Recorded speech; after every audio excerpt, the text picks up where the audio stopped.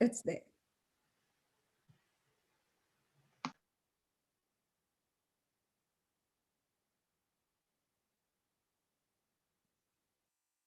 So we are live on YouTube as well.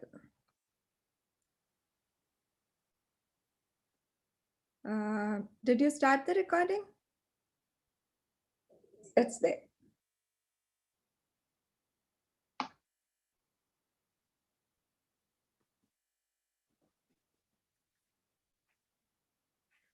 So we are live on YouTube as well.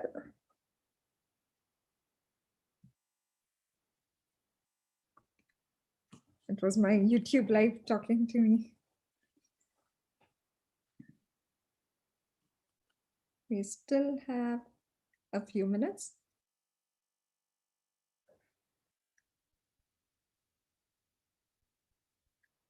Rakesh, did you start the recording?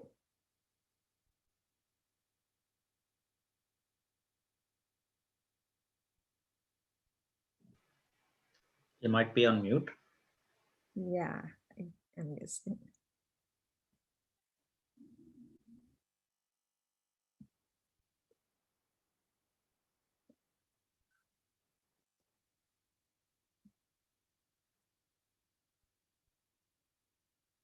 I don't see the recording going. Sai, can you try clicking on the record on the cloud?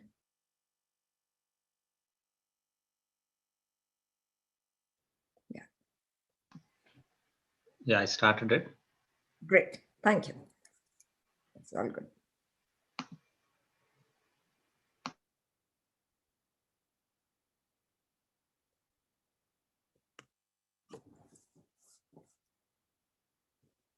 A few more minutes and then we start our engaging session of MentorConnect. Excellent. Ready to go.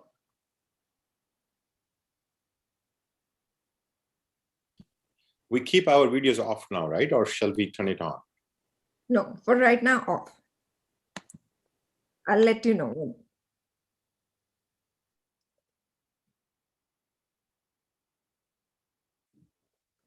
This time we are ahead of time. We are going to wait. Rakesh.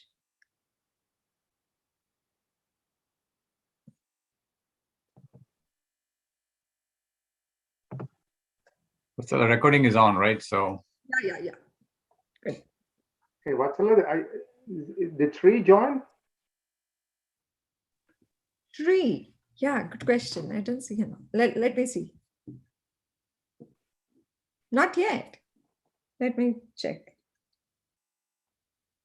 Because I'd asked him whether he got the link and he said yes. But he hasn't joined yet. Let me see. All right, I'm back and Yeah, we going to mute, right? Yes. Mute and is the distance still fine or further back? No, this is good. Good. Okay, I'm gonna mute and stop video and stay here. And you're gonna when you I'll tell you, I'll prompt you to unmute and start video. Awesome, thank you. Let me check. Why?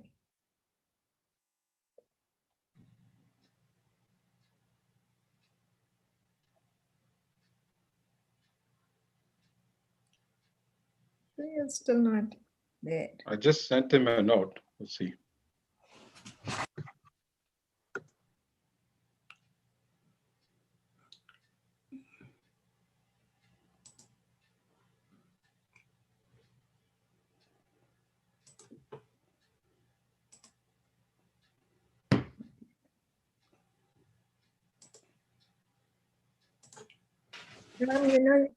Start talking about the vision, mission, purpose while we are waiting.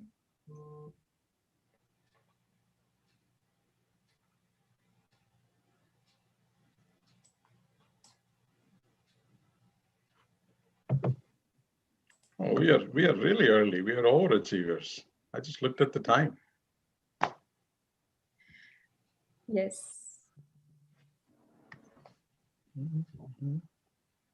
So Subbu, keep you're- smiling. Yes, of course. What did you say, Vatsala? Sorry, I missed you. The video and should be off for now. Yeah, And but also- are you going to hold us free, or what are we going to do? yeah, we are waiting for Sri, but we'll figure it out.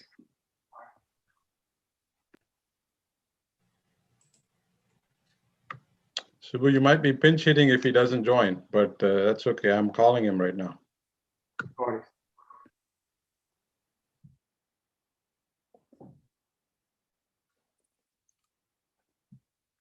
So let me start in between.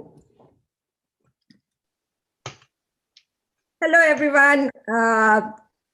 We are a bit early today, but it's a good time to do some housekeeping tips and things like that. So let me just start by welcoming everybody. In a few minutes, we are about to participate in a very engaging panel discussion regarding MentorConnect. And we are so glad you took the time to join us. Before we tread on this journey, let me cover a few housekeeping tips. This is a webinar, so all of you will be muted and your videos will be off. Please do not struggle to unmute yourself or make yourself visible. But even though you will be muted, we would love to hear from you. Please be free to use the chat box to put in your comments and questions anytime during the session. We will be monitoring these and will take it up with the panel in the question and answer portion of the webinar. Today's webinar is also being recorded, and the recording will be available in our YouTube channel. We are also live on the YouTube channel as of now. We welcome you to revisit the content yourself and share it with your friends. Please also be sure to subscribe to our YouTube channel to get our updates on a regular basis. Let me now hand over to Ram Ramanujan, our National ASEI Treasurer and a very treasured one, and the person leading this MentorConnect initiative. We are right on the dot, about to start. Go ahead, Ram. I think. Okay. Namaste, everybody, and welcome. So on behalf of the National Board of the American Society of Engineers of Indian Origin, I'd like to welcome you all to this session of ASEI MentorConnect. What we're going to do today is provide a little bit of a background on ASEI and then talk about mentoring. So with that, a quick look at our agenda. So a quick welcome, a few slides on what is ASEI, what is MentorConnect, and why. And then we have a really interesting panel discussion from some leaders in the community talking on their thoughts, sharing their thoughts on leadership and mentoring. I will go quickly through some program logistics and then what's next. So with that, let's move on. So once again, a real quick look at ASEI's vision and our purpose. Really, the key for us is to make sure that we create a network of technical professionals and provide a platform for networking, career advancement, community service, technology exchange, etc. And really, if you look at it, the bottom line, the purpose is to develop and nurture the next generation of engineers and technical professions. So that's a little bit about, what the vision, the mission, the purpose is, and that was up earlier. You would have seen that. Some quick highlights. So 1983, the year some of you might remember, India won the Prudential World Cup in cricket. We've got chapters across the country from East, West Coast, and the middle, and a few more that are being formed right now, for instance, in Texas, Illinois, New York, etc. We've had multiple conventions, 33 over 37 years. We've given out scholarships. We have a corporate excellence program. We do a lot of technical events. And then we celebrate members in good standing for lifetime achievement. And one of our more popular programs you might have heard or seen is the Youth Technology Exposition, where we encourage our youth with programs and science fairs, etc. Okay, so with that, for 2021, there are 4 key initiatives that we're launching. So today we're going to spend some time on MentorConnect. So we will look at that as we get into it. We also have a program called University Connect. We're trying to make sure we go back to our roots, establish links between faculty and industry. We have our engineering tales and getting real with engineering. If you get a chance, please check those out on YouTube Live. We've had a couple of really interesting sessions so far. And then finally, on the YTE and student front, we have a number of programs going there. So let's talk about MentorConnect. And so as I think about mentoring, I would like to quote from one of our ancient Indian texts, the Tirukkural, which in Tamil, and it talks about management. And one of the sayings is, Arannarindu Mootha Aribudaya Kenmai, Tiranarindu Serndu Kolal. And basically what it means is, get the friendship of wise folks, for they can lead you through the fair paths and the difficult journey.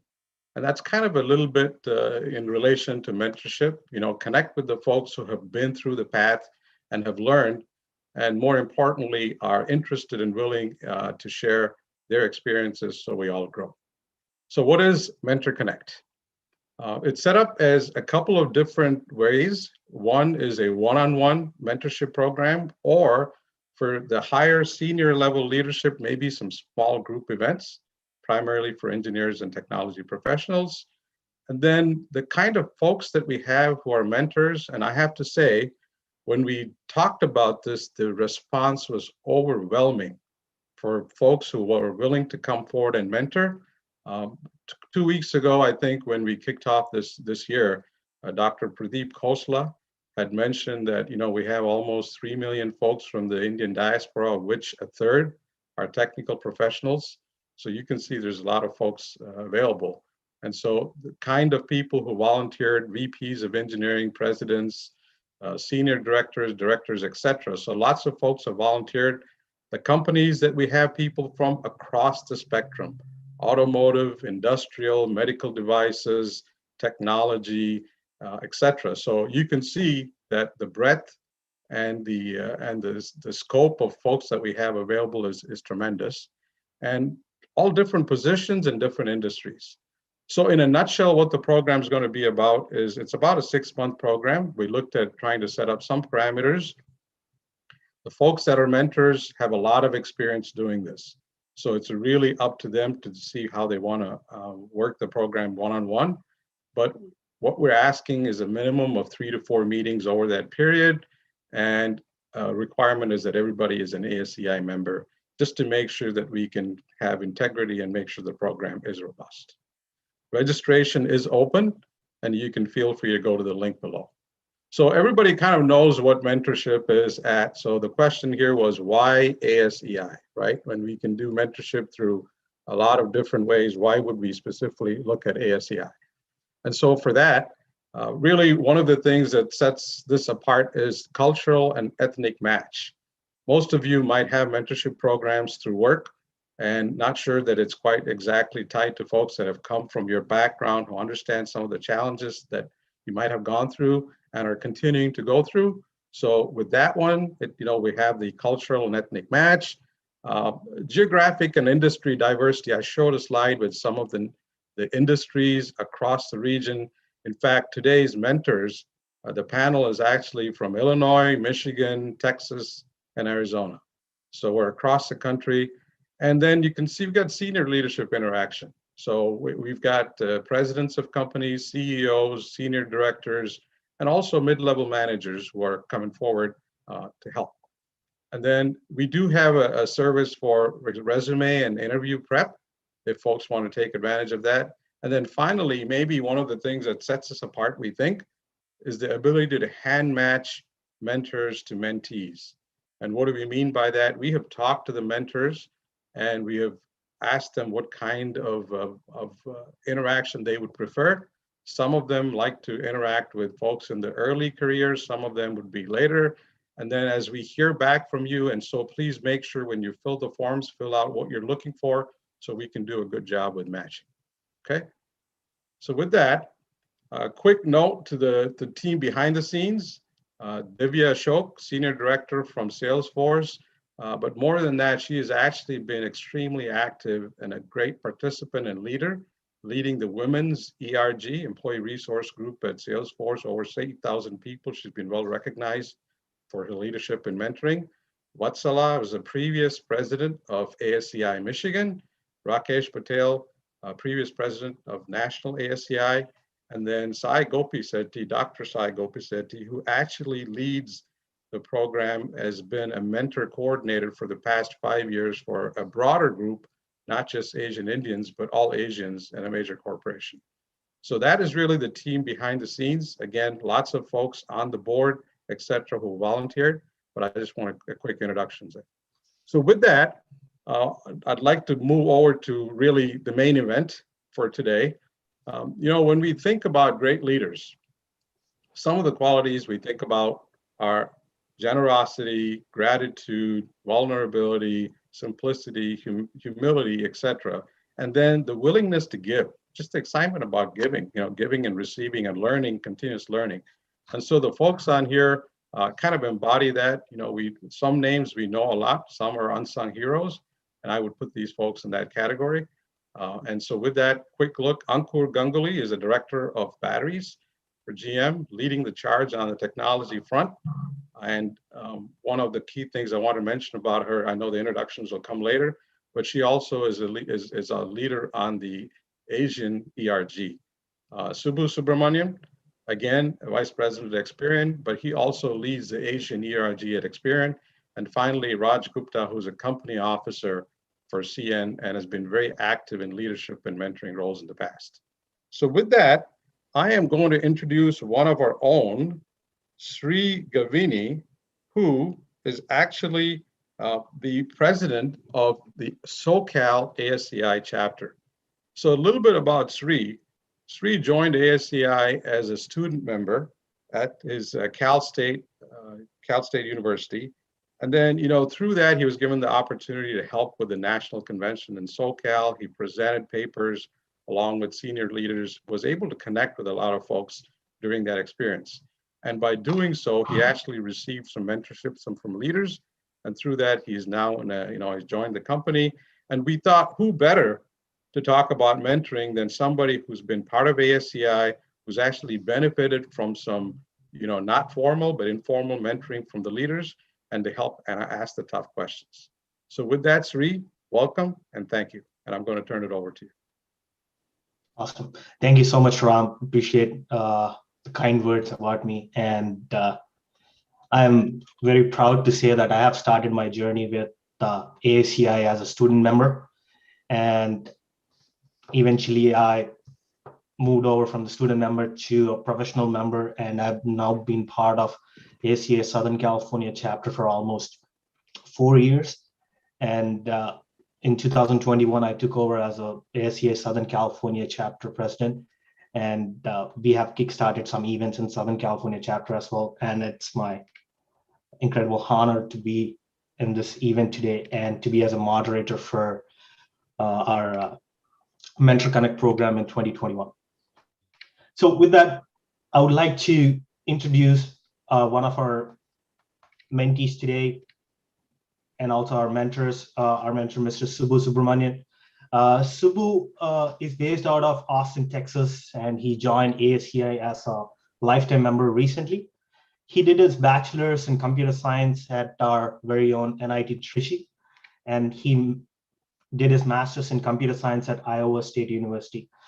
After his graduation, Subbu started to working for Dresser Wayne as a software developer, architect, and a development manager. And I was going through Subbu's career in his LinkedIn profile, and he have stuck to the development platform for multiple years, and he has a span of over 27 years career. And it's very interesting to introduce him today. And after Dresser Wayne, he pursued his MBA at University of Texas, Austin. And later, after Dresser Wayne, Subbu moved to multiple other companies, Motorola, Vignet, OpenText, GE, and CSID. At present, Subbu is working as a Vice President of Development at Experian Partner Solutions. And as I was explaining earlier, over his 27 years career, Subbu has extensive experience in building and leading teams to create innovative software products. And his specialties are software development, embedded enterprise and mobile applications, and managing software product teams and product development programs. Right now, Subbu lives in Austin with his wife, Jayanti. Jayanti is also an engineer at NXP in Austin, Texas. I have some relationship with NXP. And my company, we work with NXP as well. And I'm really looking forward to talk to Subbu and other mentors today. Subbu, welcome. Thank you, Sri. Appreciate it. Good morning, good afternoon, everybody. Just a real quick note, I have to just correct. My wife's name is Jayati without the N. Everybody makes the mistake. And I also want to add that we have twin children, twin boys, both adults, one of whom is an engineer as well. So we have 75% engineers in our family. And the other son, he's in medical school. So he's the one that got away. So I'm really pleased to be here, pleased to be part of this program. Sri, you mentioned that my background, it's all in software engineering. I've been in software development for 30 years, working across a range of companies, starting with, from startups with just a handful of people to large multinational corporations. And, all along, it's been an exciting journey, rewarding journey. I've really enjoyed every place that I've been at, all the opportunities that I've received to learn and grow. So,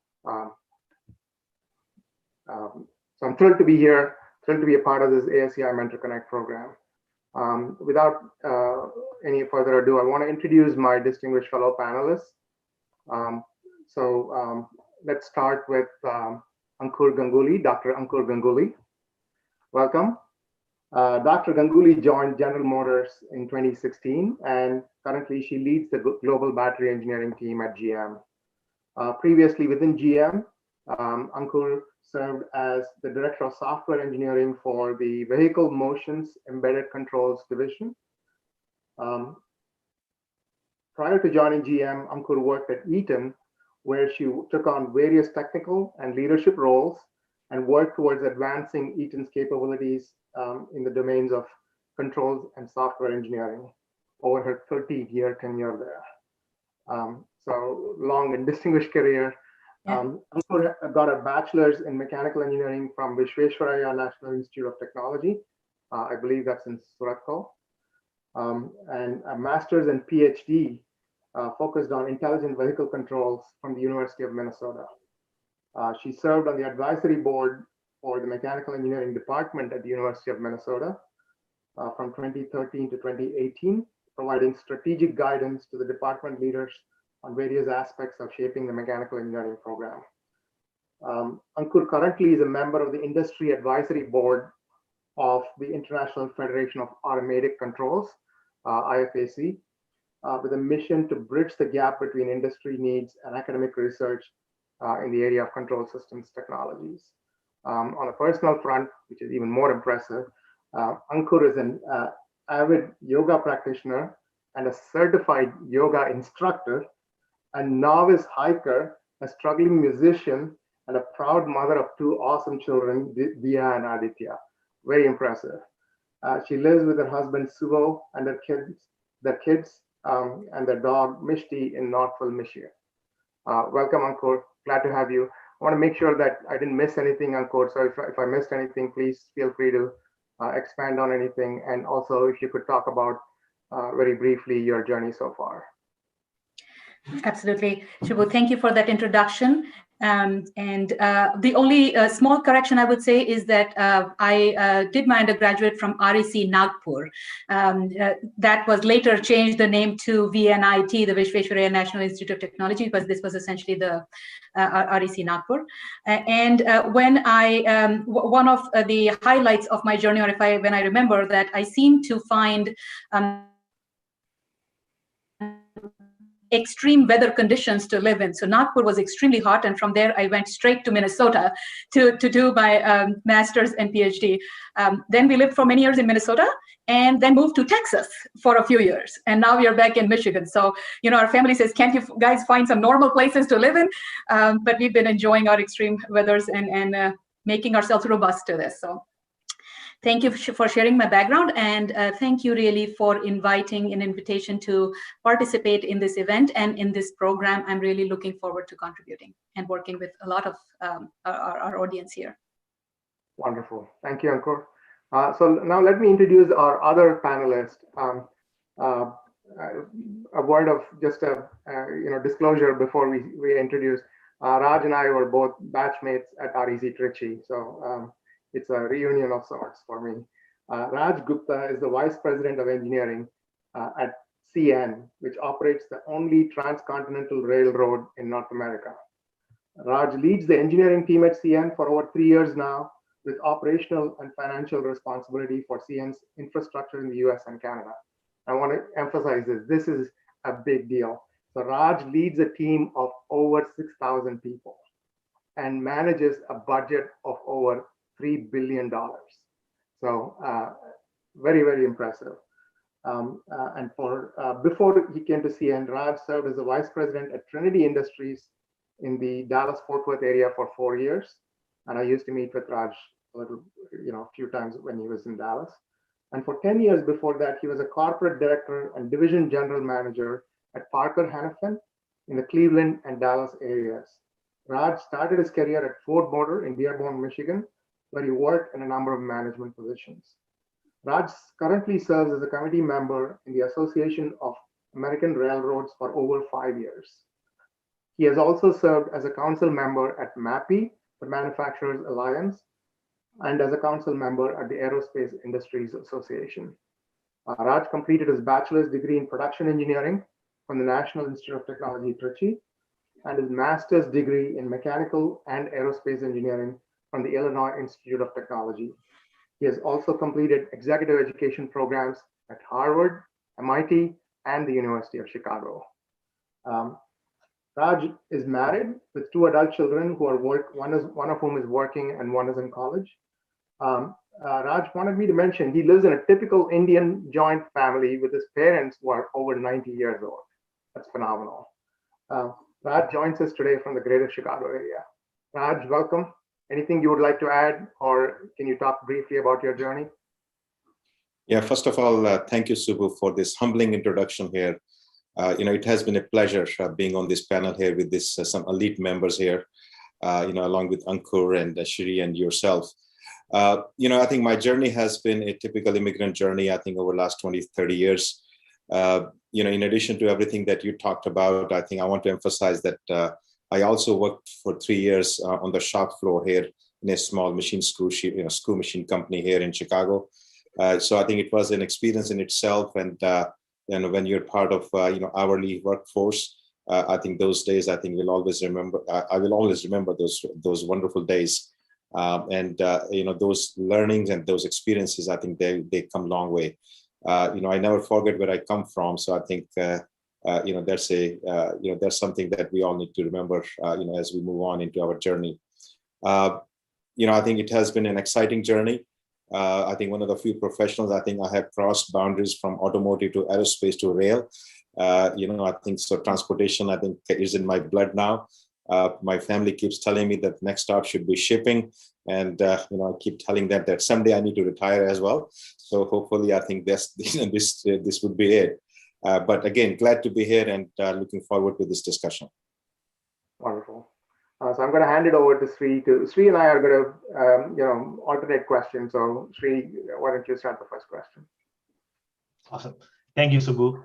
Much. That was quite impressive. And when you mentioned that you have left only shipping, maybe I'm thinking of even aerospace. I'm thinking of space too. Maybe you need to work on the Mars part too. Right. So as we're going forward in this discussion, the first question is for you, Raj. What are the key lessons that you learned during your professional journey, and how have you used your learning experience in your job, and how have you embraced all that. Can you please explain us? No, thank you, Shri. That's a very good question. And I think it's a loaded question too, because 27, 30 years is a long time, right? And we all learn throughout our journey. I think as I was talking to you just 2 minutes ago, I also worked on the shop floor here in Chicago for 3 years. Let me tell you a story here. I think when I came to US and I was going full-time and completing my master's in mechanical and aerospace engineering, I also started looking for a job so that I can make ends meet. It was quite interesting that I was very proud to be an engineer. I had a degree from REC Trichy or NIT Trichy that we call it today. I was somehow, I think, a little proud and little arrogant or little comfortable that I should be able to get a job in no time. But that was not the case. I think I came to Chicago every morning. I used to go to a bus stop and take a bus to an industrial area and go from one stop to another to find a job, right? So 2 weeks, 3 weeks, 4 weeks go by and I don't get any response. There was no call whatsoever. So finally, I got a call from a manager, a small screw machine company in Chicago. And I was proud, so I took my degree and diploma from REC Trichy with me, and I go there and talk to this individual, this manager, and I showed him my engineering degree. He looks at my piece of paper, right? I think this, literally this kind of degree, and he looks at it for 2 seconds, and he throws back at me. Okay, I'm talking about in 1990s. I think there was a different management style at that point, so I don't want to go there. What happened, but he basically, threw that piece of paper at me, literally as we were sitting across, and he says, that Raj, I don't care what you have done in your education. What I want to know is what you know. And I was a little taken back, but he took me back on the shop floor. I think people who are in manufacturing area, you know what I'm talking about. And he grilled me for 2 hours. I think he told me to run a CMM machine. Luckily I knew how to do that. He told me to run, a couple of screw machines that are out there. He asked me if I know how to read blueprints and so on and so forth. So after 2 hours of drilling, he gave me my first job. And, I still remember that was my first job. I was making $5.50 an hour. And the reason I think I share that, I think there is no substitute for hard work. One thing that I think, stayed with me for my whole career, I don't think it matters whether, I went to Harvard or I went to, IIT to do my master's or, in mechanical and aerospace. If I'm not able to take those learnings and implement and execute that in my practical life, it has no meaning. So there's no substitute for hard work. The second thing that I also learned here is that I need to be confident of myself and my capabilities, but not arrogant. Right? There's a difference here. It's a fine line that we all need to walk. And what I mean by that here is that there will be times when we fail. When you go on LinkedIn and you find all this wonderful, background and people who are very successful, naturally we want to be one of them. But what we never realize that what struggle they have gone through in their lives to get there. The life is not as rosy as it seems. All of us have gone through ups and downs. So when things don't go your way, you fall down. Are you confident of yourself that you can pick up yourself and then go back up again? And I think that is the key for success. The third thing I would say is that never compromise your values, where you come from.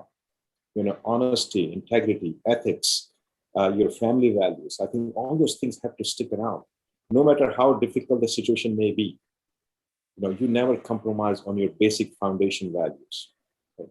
And the last thing I would say is never stop learning.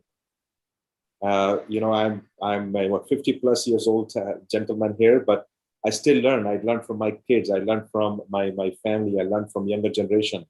The way I feel is that the day I stop learning, the day I will stop growing. So I think those are some of the key lessons that I have learned in my career. That's brilliant. Ankur, is there anything you would like to add on that? No, I resonate very, very much with Raj's comments and the learnings, and I strive to do the same in my life and really, really resonate with the comments. Absolutely. Thank you, Ankur.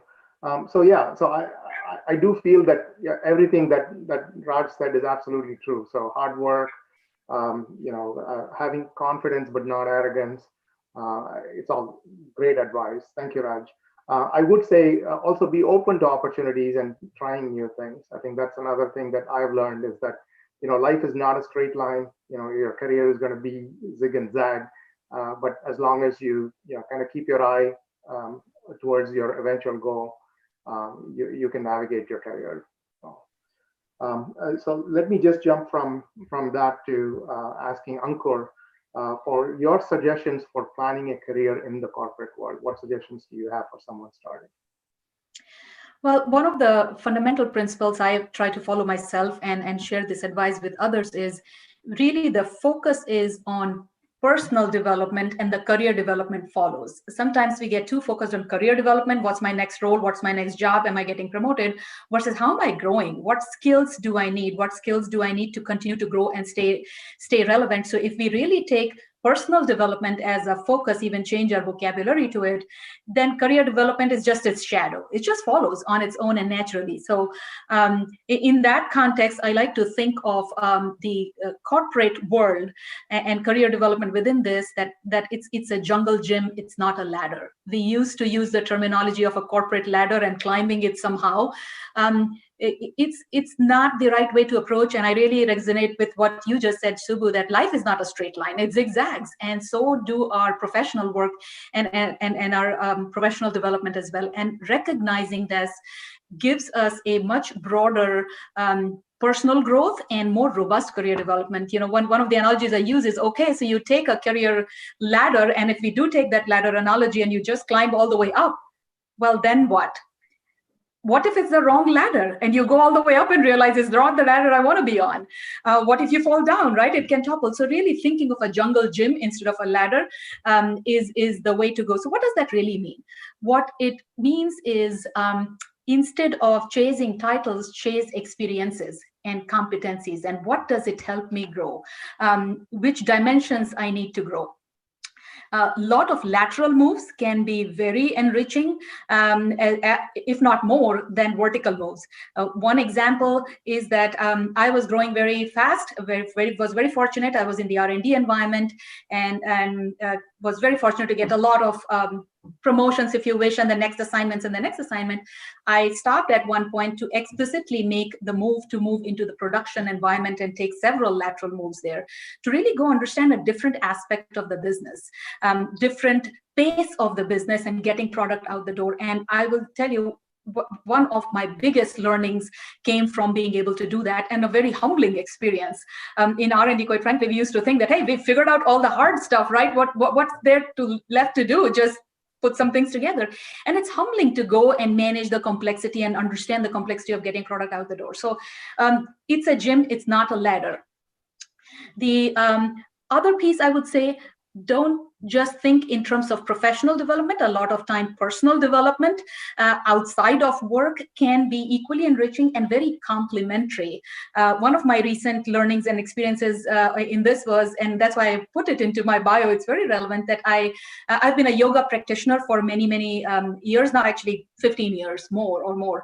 And recently I completed a yoga teacher's training, and that was initially just mostly to deepen my own practice. And I was very curious about reading more, and it's where we come from. It's part of our culture and our history, right? So I did that. What I'm finding is the teacher training aspect of it is helping me so much in my professional life, in how I connect with others and how I engage with others. I've always been a good researcher. This is something I've always known about myself. I love to go take a subject and learn and study it in detail. But the teacher training is the other side, bringing that knowledge and information and making it consumable for somebody else. It has to be very precise. It has to be very personal. And I'm able to bring that into my work environment. So it was something totally outside of work that I did, but it's helping me there. So that's my advice. Again, look at many dimensions of growth, not titles. And sometimes those dimensions of growth can come from unexpected sources. The last thing I'd like to say is the best way to plan a career is to plan a career. Have a plan. Have some short, mid, and long-term goals. don't make them too rigid and inflexible, but having some line of sight on what is it that I'm trying to do, and in that context, what competencies do I need to build, what dimensions I need to grow in. That helps us then respond to opportunities when they come in versus react. A lot of times I've seen people, and I've felt the temptation myself, right? Here is an opportunity and you're going to get 5% more on your base salary, right? Or you're going to get a little bit more increment or whatever else.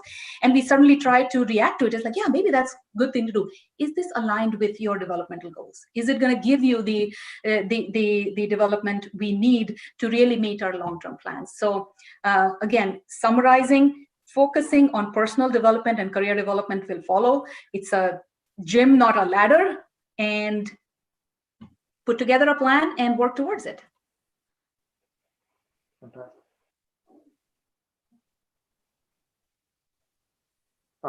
Raj, is there anything you would like to add? I think I'd like to echo everything that Ankur said here. I think in corporate America, I think if you look at it, you need to create your own recipe for success. And before you do that, I think you need to define what success means to you. As success has a different definition, what it means to you, Subbu, it may be different than what it means to me. So let's not copy each other here. I think let's be authentic because everyone is going to be a little different. And depending on what that success means, I think your career path, your plan, your lateral assignments or your learning would be different. So be flexible and make sure that you know what you're trying to achieve in your life. Awesome. Thank you, Raj. Thank you, Ankur. The next question is would be for Subbu. Before I go to Subbu, I want to mention a point here. Ankur, you mentioned a great point. A lot of times, the focus is always on the professional development and we subsidize the personal development. And I think focusing more on the personal development as much as professional development, I think it will reflect back on both of them. That's a great point because in early 2021, I started a little bit of yoga and a little bit of spiritual journey. And that one heavily impacted on my professional journey too, because I felt like, how does this happen? And I felt like I tried to make myself much more calmer so that I can think really well in my professional side. So great point. So Subbu, this is a question for you. And I love this question. And I asked this question multiple times in our past discussions too. And this question applies to all the people who have started their journey or their engineering journey in the past 3 or 4 years. What is the advice you would give to folks who are early in their career and how they need to plan their career and how they need to progress? So this is an important question for a lot of my friends too. Sure, I can give you my thoughts, and I think Ankur covered a lot of this ground in her response. So it was a wonderful response. So I think it's good to have kind of an idea of where you want to go, right? So if you don't have it, that's fine. You can develop it as you go, but it's generally good if you can figure out, hey, this is where I want my career to go, right? And if you don't have a clear picture, talk to a lot of people. I truly encourage people to talk to others in their own company, in other companies who are doing other professions. Engage in long conversations with them about their career. What do they enjoy? What is mundane in their profession? What do they not like? So you get an idea of how other people, what kind of jobs they are in, and you can see what would fit you best. So everybody has a different personality and different set of skills.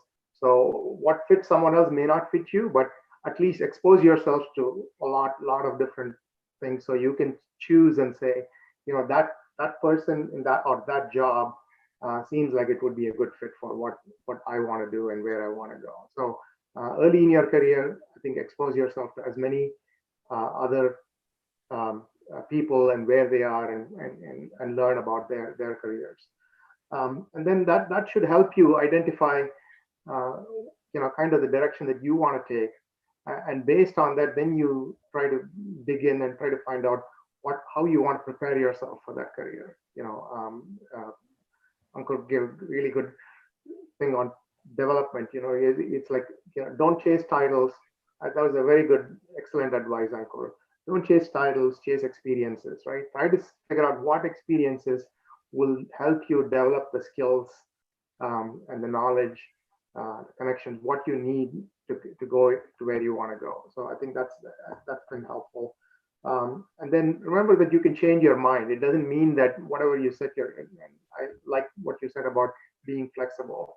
I think, what you think you like now, once you get there, you may not like that. So along the way, kind of recalibrate yourself, make sure that that's still the way you want to go.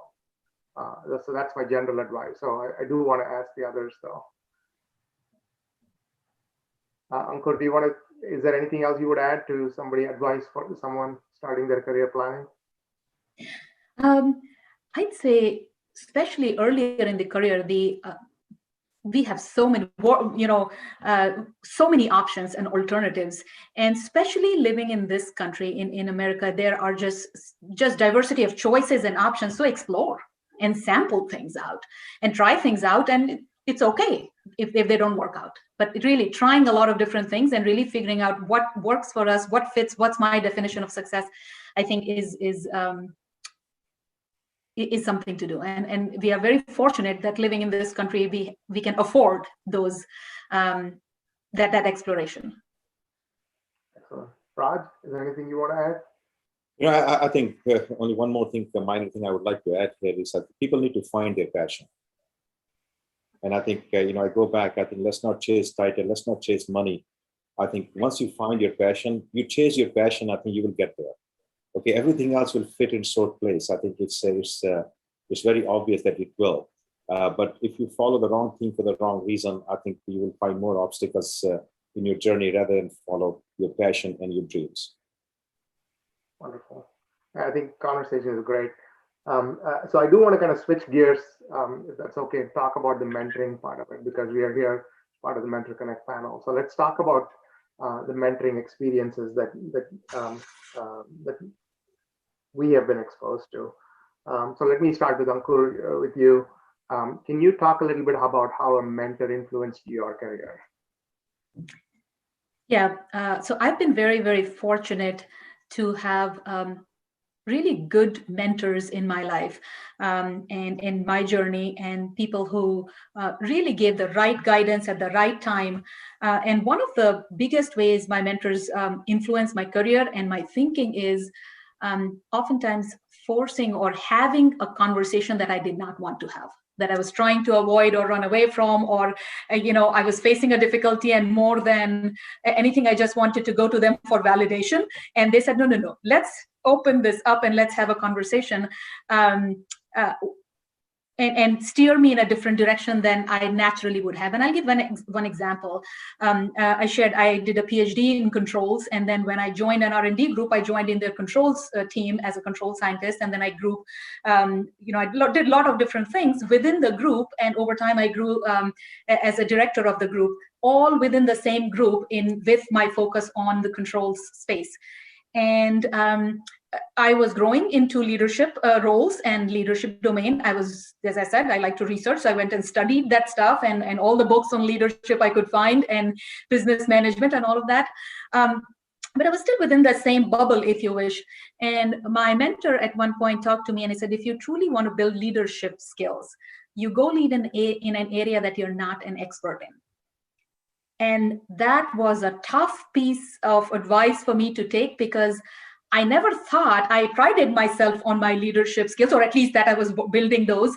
I never realized how much I relied on my technical skills and how much part of my identity it was. And going into a room and always knowing the background and knowing every program, every project, every detail, it was part of me. And the advice was that you need to go lead in an area you're not an expert in, and then you will truly build your leadership skills. It was rough. I didn't want to think about it. And then they actually flipped it around and said, it's not only important for your own growth, it's important for the growth of your group. I'm like, but I'm the best advocate for the group, right? I understand everybody's skills and I know. And how could I, then they made it very explicit, you're stifling the growth of your group by being there and pulling your expertise always. And I'm like, I don't want to talk about this. This is not fair to me, right? I try so hard. And what they said, simple question, how many times do your team members come challenge you and prove that you're wrong? And the answer was not, because I would go study and I would do, and I was there in the longest time. This was very rough discussion for me to have, but I'm so grateful that my mentor cared so deeply for me and my growth that they needed to take my pacifier, my bottle away from me, right? And I did. I made a move into a totally different space. They helped facilitate it. And it was one of the toughest career moves I've made, because I walked into an area where I moved from controls R&D to pure safety critical software and aerospace in production environment. And I felt like my legs were cut off. I was in the room, everybody was talking, but I didn't understand the vocabulary. I didn't understand the technical detail. I didn't understand if people were telling me the right answer or the wrong or misleading me. It was just so hard. And then I started finding those leadership muscles. I started figuring out who could I lean on, who could I trust, who did their homework, and who, when they brought their stuff that I needed a double check, started to disconnect myself from the design details to more strategic perspective in the organization, focus on the business aspect. And while I thought I was doing it before, I always had my strength in the technical side. So it was a conversation, it was tough. And I feel where I am today and what I'm able to do, that conversation was a pivotal one, and one that I didn't want to have. So I would say one of the ways my mentors influenced my career is, and I have many other examples on the personal front as well, but this was one I wanted to share and relate, because many of us, as engineers, and we want to grow into technology, that part of us always wants to come along, right? So having the conversations I did not want to have, that was a big way my mentors impacted me. The second one area is giving me a broader perspective and helping me to make connections both in terms of network and in terms of my thinking outside my own box. So them having their broader perspective, I leveraged a lot from. So I would say those were the areas, giving a broader perspective and making me see things I even didn't want to see. Great answer. Thank you. Sri, do you want to switch gears, or do you want to ask something else? Yes, I would like to switch gears. Thank you, Ankur. That's a really wise advice for us folks who are in the earlier stages of our career. And the next question we have is, after this question, we can take a chat question. This is to Raj. What do you consider are the qualities of a good mentor, Raj? That's a good question, Shri. And I think one thing I want to make sure everyone understand, there are no two journeys that are the same. I think my journey and Subhu's journey, I think we both came from the same college. I think it has been a totally different, venues and two different experiences. So as a mentor, I think we had to acknowledge that, and we cannot force our thinking and our decisions on our mentees. I think what we can do is help them with our experience, help them with our successes and failures, but let the mentees make their own decisions, because those journeys are very, very different. We have to be good listeners, and also we need to be sure that we are good guides, we are coach for our mentees here. And I think, to me, I think those are some specific attributes that I like to see in a good mentor.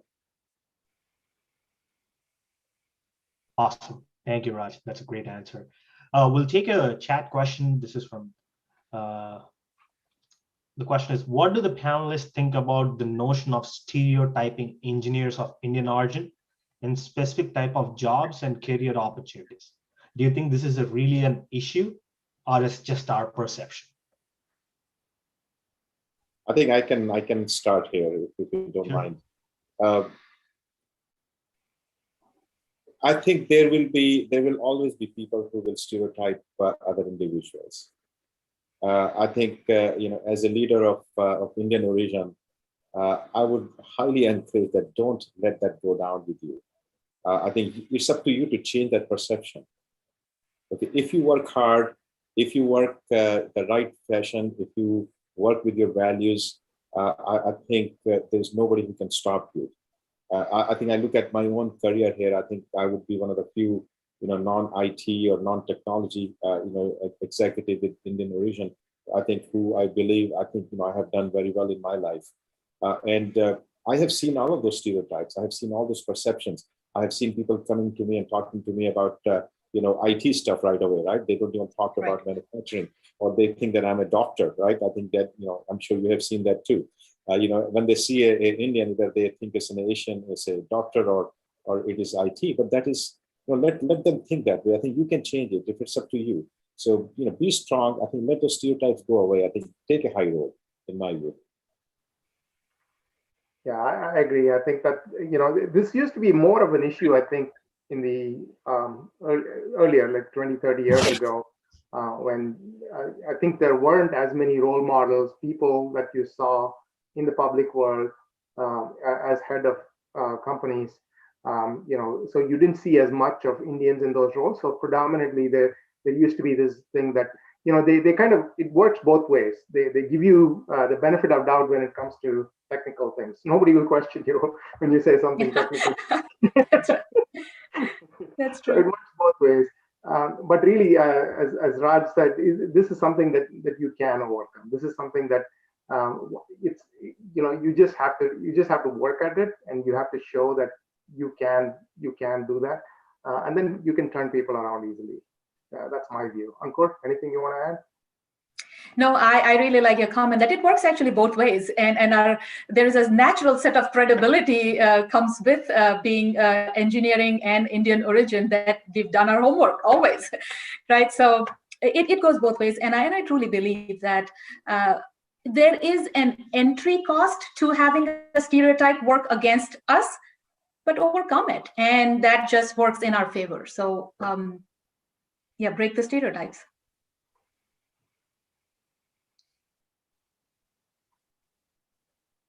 Sri, is there anything else from the chat, or do you want us to go to the? We have one more point to discuss under the discussion panel. After that, I think we can take all the questions from the chat. Okay. So I think this is to you, Subbu. As a mentor, have you benefited from a mentoring relationship in your 30 years of vast career? Yeah, you're excited to answer that. Absolutely. And, to Raj's point, you learn from everything.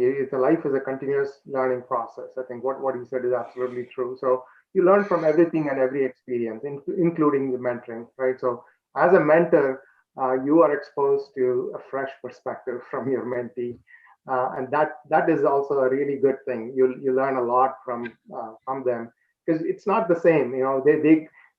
They came from India, but it's a different India than the one that you came from. So I do find that it's a great learning experience, and then there's an immense satisfaction that comes from helping somebody achieve their goals. I think that's something that always, it's a great thing to see them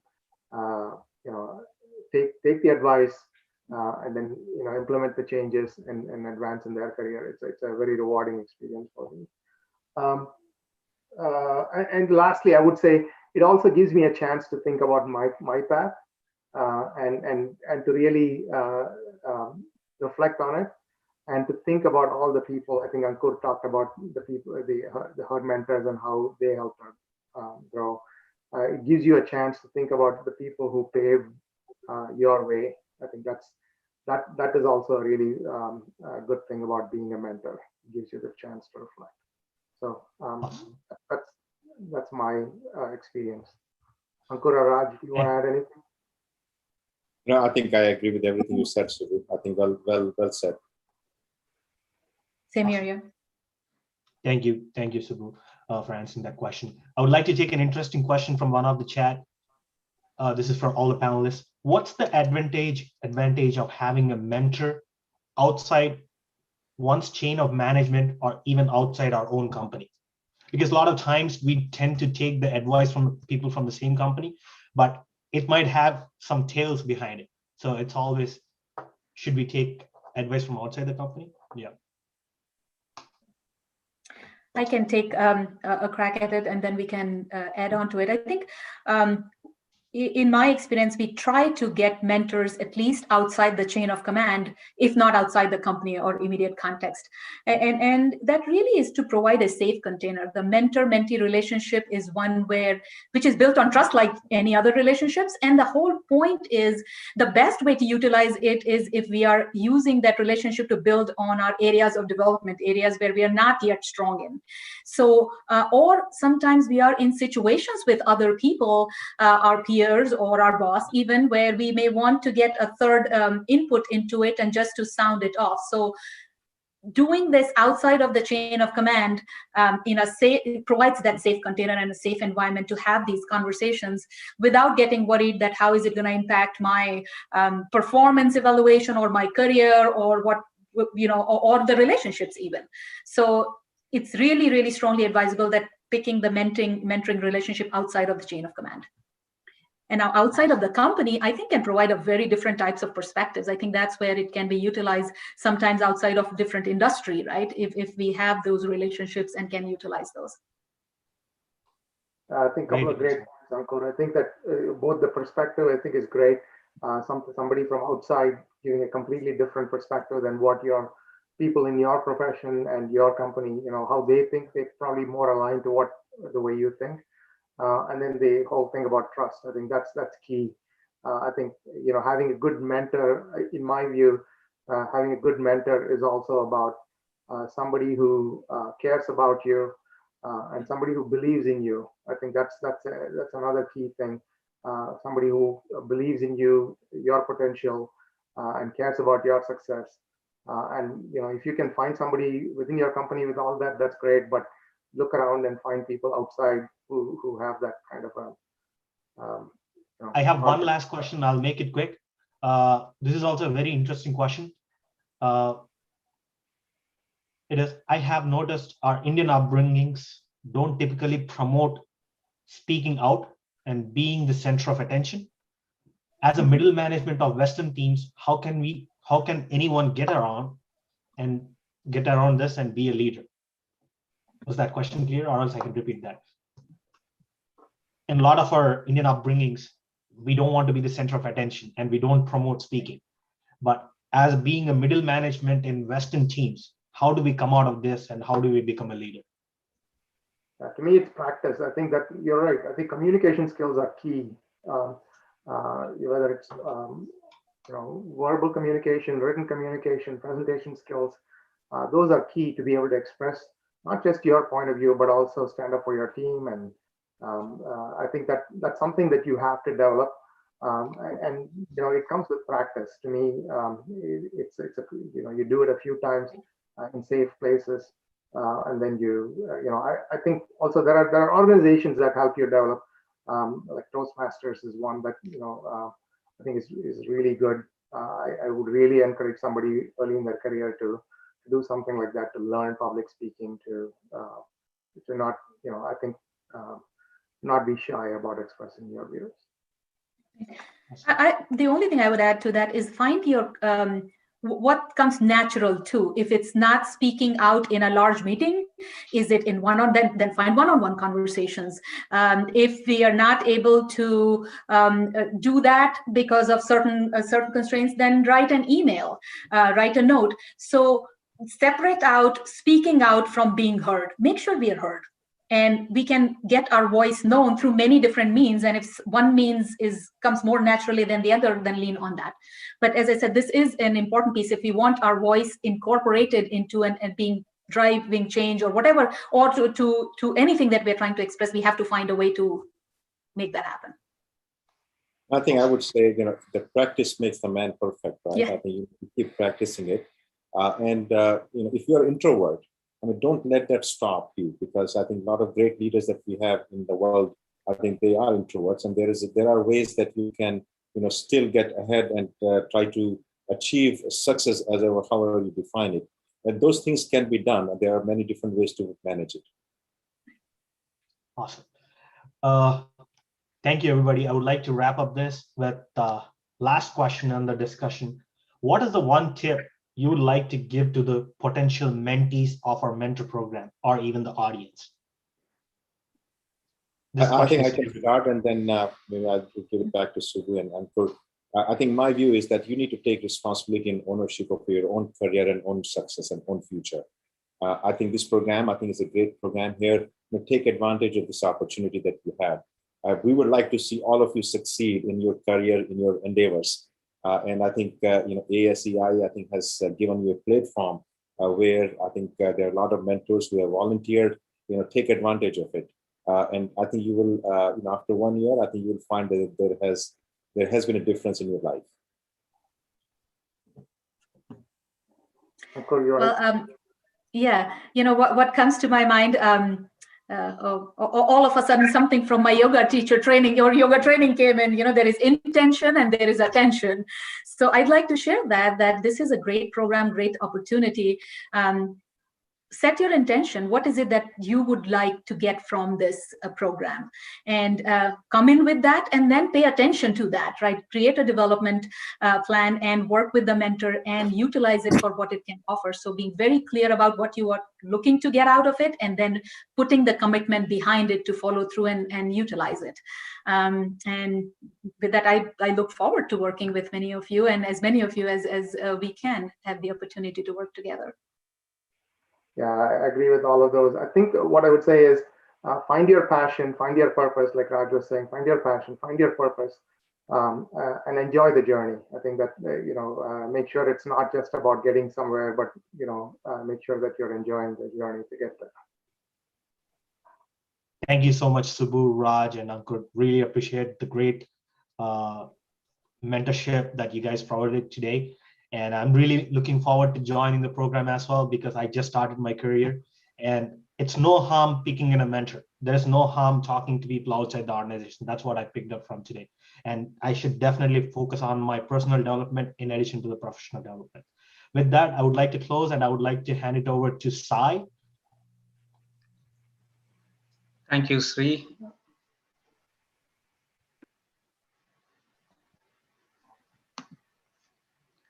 So let me just wrap up by showing you how you can register for this program.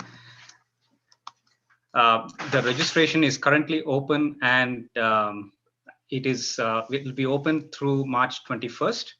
You can register through the ASEI website. We have also created a tiny URL. So just use tinyurl/ASEI-mentoring. You can get to the registration page easily. We will, for all registrants, we'll send a guidance document about the program, so you can please review that. There is a certain amount of commitment that you need to have. Do some introspection on what you want from the program, and then act accordingly. We'll be completing the pairing by the end of March, and the program will start for 6 months starting in April. And we are planning for a mid-program panel discussion again with all the mentees and mentors around July timeframe. The program will end in October, and we'll send out a survey. So we'd like to get your feedback as well. And as you register and get some communication from me and rest of the team, please feel free to give us some more feedback on how the program is going on, and we can help you as well. For questions about the program, you can use the email info@asei.org to contact us. And finally, if you go to the ASEI website, there's a mentorship program as a separate tab now, so you can go there and find additional resources. Please look into this area. Going forward, we'll be adding some resources on mentorship here.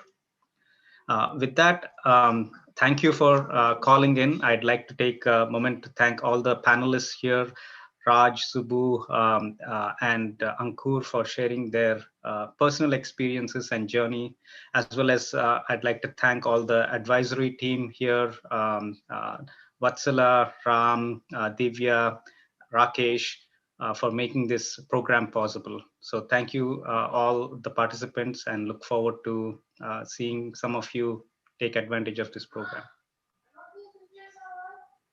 Thank you for having us. Thank you all. Great job. Thank you.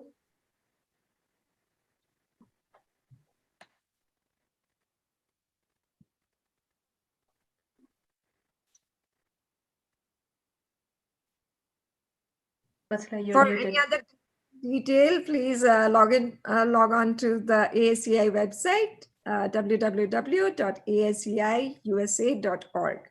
Thank you, and have a great day ahead. Ram, you want to come on screen?